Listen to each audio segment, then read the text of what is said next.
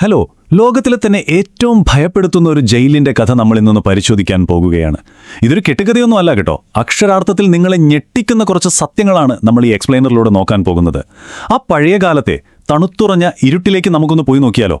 മനുഷ്യരുടെ പ്രതീക്ഷകൾ പൂർണ്ണമായും അവസാനിക്കുന്ന ഒരു അവസ്ഥയെക്കുറിച്ച് നിങ്ങൾ എപ്പോഴെങ്കിലും ചിന്തിച്ചിട്ടുണ്ടോ?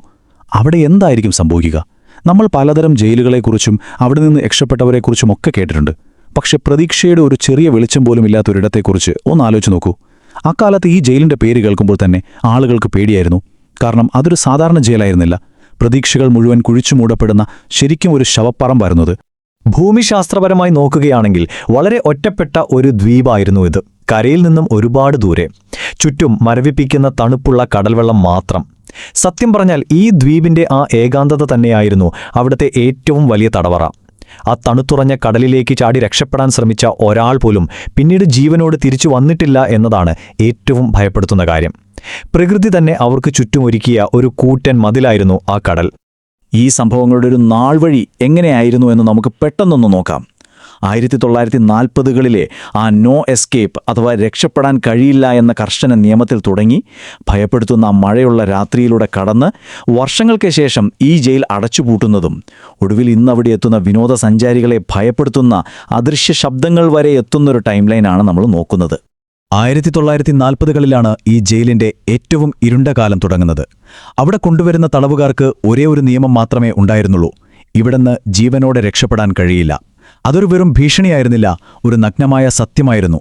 തങ്ങളുടെ ജീവിതം മുഴുവൻ ഈ 4 ചുവരുകൾക്കുള്ളിൽ തീരുമെന്നറിയുമ്പോൾ ആ തടവുകാർക്കുണ്ടാകുന്ന ഒരു മാനസികാവസ്ഥ അതെത്രത്തോളം ഭയാനകമായിരിക്കുമല്ലേ? തികഞ്ഞ നിരാശയും ഏകാന്തതയും മാത്രമായിരുന്നു അവർക്ക് സ്വന്തമായി ഉണ്ടായിരുന്നത്. ഇനിയൊന്ന് സങ്കല്പിച്ചു നോക്കൂ. കൃത്യം രാത്രി 3 മണി. ആ സമയത്ത് അവിടെ വളരെ വിചിത്രമായ പല ശബ്ദങ്ങളും കേൾക്കാറുണ്ടായിരുന്നു. പല തടവുകാരും പറഞ്ഞിട്ടുള്ളൊരു കാര്യമുണ്ട്: ആരുമില്ലാത്ത ഒഴിഞ്ഞ സെല്ലുകളിൽ നിന്നും ആരോ വിതുമ്മിക്കരയുന്ന ശബ്ദം അവർ സ്ഥിരമായി കേട്ടിരുന്നു എന്ന്. ഒന്ന് ആലോചിച്ച് നോക്കിയേ, ചുറ്റും കൂരിരുട്ട് മാത്രം. ആ സമയത്ത് തൊട്ടടുത്തുള്ള ഒഴിഞ്ഞ മുറിയിൽ നിന്നും ഒരു മനുഷ്യന്റെ കരച്ചിൽ കേൾക്കുമ്പോൾ ഉണ്ടാകുന്ന ആ ഒരു അവസ്ഥ, അത് ശരിക്കും പറഞ്ഞറിയിക്കാൻ കഴിയുന്നതിലും അപ്പുറമാണ്. എന്നാൽ ഇതൊക്കെ വെറും തുടക്കം മാത്രമായിരുന്നു എന്ന് വേണം പറയാൻ. ഏറ്റവും ഞെട്ടിക്കുന്ന ആ സംഭവം നടന്നത് ഒരു മഴയുള്ള രാത്രിയിലാണ്. പുറത്ത് നല്ല തണുത്ത കാറ്റും മഴയും ആഞ്ഞടിക്കുകയാണ്. പക്ഷേ ജയിലിനുള്ളിൽ അതിലും വലിയൊരു ഭയം ഉരുണ്ടുകൂടുകയായിരുന്നു. എന്തോ ഒരു വലിയ അപകടം നടക്കാൻ പോകുന്നുവെന്നൊരു തോന്നൽ ആ രാത്രിയിൽ അവിടെയുണ്ടായിരുന്ന എല്ലാവർക്കും ഉണ്ടായിരുന്നു. അന്നത്തെ ആ രാത്രിയിൽ പരിഭ്രാന്തനായ ഒരു തടവുകാരൻ ഡ്യൂട്ടിയിലുണ്ടായിരുന്ന ഗാർഡിനോട് അതിയായ ഭയത്തോടെ പറഞ്ഞു: "എന്റെ സെല്ലിൽ മറ്റൊരാൾ നിൽക്കുന്നു." ആ തടവുകാരന്റെ മാനസികാവസ്ഥ എന്തായിരിക്കുമെന്ന് നിങ്ങൾക്ക് ഊഹിക്കാമല്ലോ. അയാൾക്കവിടെ എന്തോ ഒരു അദൃശ്യ സാന്നിധ്യം ഫീൽ ചെയ്തിരുന്നു. പക്ഷേ ഗാർഡ് എന്തു ചെയ്തു? അതൊരു തമാശയായി കണ്ട് തള്ളിക്കളഞ്ഞു. അയാളത് തീരെ കാര്യമാക്കിയില്ല. പിറ്റേ ദിവസം രാവിലെ നേരം പുലർന്നു. ഡ്യൂട്ടിയിലുണ്ടായിരുന്നവർ പതിവ് പോലെ ആ തടവുകാരന്റെ സെല്ല് തുറന്നു. പക്ഷേ അവരവിടെ കണ്ട കാഴ്ച ആരുടെയും രക്തം മരവിപ്പിക്കുന്നതായിരുന്നു. ആ തടവുകാരൻ അവിടെ മരിച്ചു കിടക്കുന്നു. അയാളുടെ മുഖം മുഴുവൻ പറഞ്ഞറിയിക്കാനാവാത്ത ഭയത്തിൽ മുറുകിയിരുന്നു. മരിക്കുന്നതിന് തൊട്ടുമുമ്പ് അയാൾ കണ്ട ആ ഭയാനകമായ കാഴ്ച എന്തായിരിക്കാം? ആ മുഖത്തെ ഭാവം, അതാണ് നമ്മളോട് വിളിച്ചു പറയുന്നത്. എന്നാൽ മരണത്തേക്കാൾ അവരെ ഞെട്ടിച്ചത് മറ്റൊന്നാണ്. ആ തടവുകാരൻ മരിച്ചു കിടന്ന ആ സെൽ, അത് അകത്തുനിന്നും ലോക്ക് ചെയ്തിരിക്കുകയായിരുന്നു. പുറത്തുനിന്നും ഒരാൾക്ക് പോലും അകത്ത് കടക്കാൻ കഴിയില്ല. പിന്നെ എങ്ങനെ അയാൾ മരിച്ചു? ആരാണ് ആ സെല്ലിൽ അയാൾക്കൊപ്പം ഉണ്ടായിരുന്നത്? ഈ ഒരൊറ്റ ചോദ്യം ആ ജയിലിലെ എല്ലാവരുടെയും ഉറക്കം കെടുത്തിക്കളഞ്ഞു.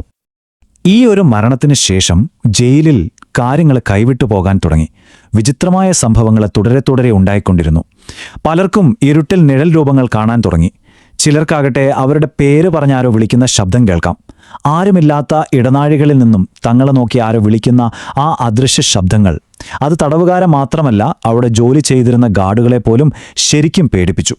അവിടെ ജോലി ചെയ്തിരുന്ന ഒരു ഗാർഡ് പിന്നീട് പറഞ്ഞൊരു കാര്യമുണ്ട്: ആ ജയിലിലെ ഏറ്റവും വലിയ ശിക്ഷ അവിടത്തെ വലിയ മതിലുകളായിരുന്നില്ല, അവിടത്തെ ആ നിശബ്ദതയായിരുന്നു.